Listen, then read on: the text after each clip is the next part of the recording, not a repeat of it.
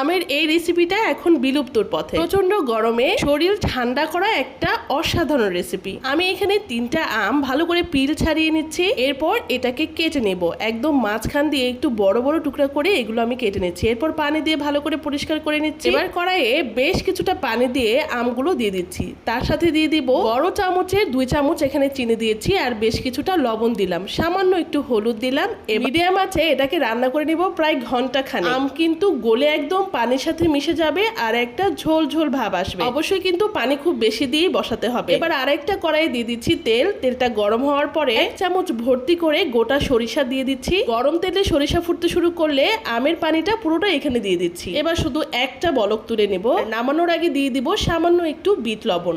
ব্যাস তৈরি হয়ে গেল আমের খাট্টা। গ্রামগঞ্জে খুব গরমে এই আমের খাট্টাটা রান্না করে খেত যেন শরীর একদম শীতল হয়ে যায়। কাঁচা আমের সিজন থাকতে থাকতে আজকেই